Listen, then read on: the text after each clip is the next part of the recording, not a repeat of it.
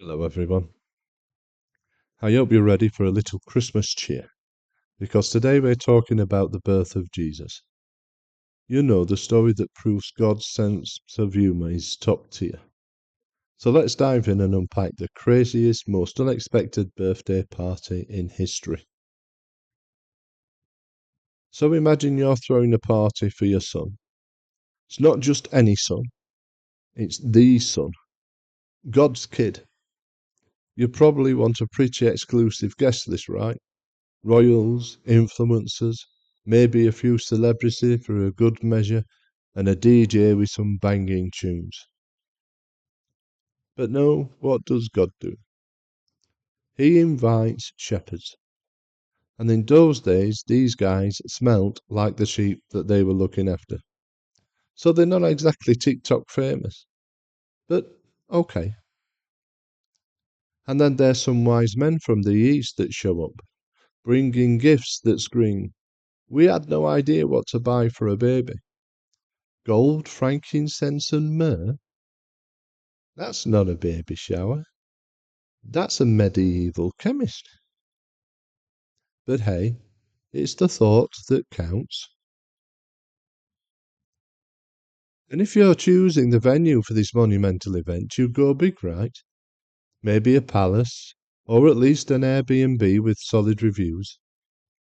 But nope, Jesus is born in a barn. A stable. You know, where animals live. It's like showing up for your honeymoon and realizing that you're staying in the rustic cow suite. And Mary and Joseph are probably like, "Oh, a feeding trough? Perfect for our newborn. Thanks, Premier Inn." But let's not forget the innkeeper.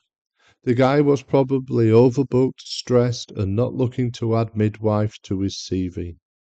But hey, he offered what he could, so shout out to the innkeeper for proving that hospitality can be creative. And then there's this angelic hype squad, the angels. God sends them to announce the big news, and they show up to who else?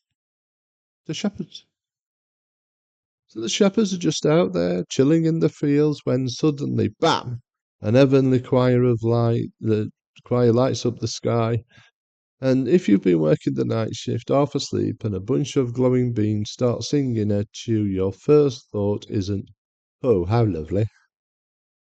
It's more like, "I shouldn't have eaten that weird goat cheese." But the angels are like, "Don't freak out. This is good news. The Saviour is born." And the shepherds, to their credit, don't run away screaming. They just grab their shepherd's croaks and say, "Let's go check this out." That's faith right there.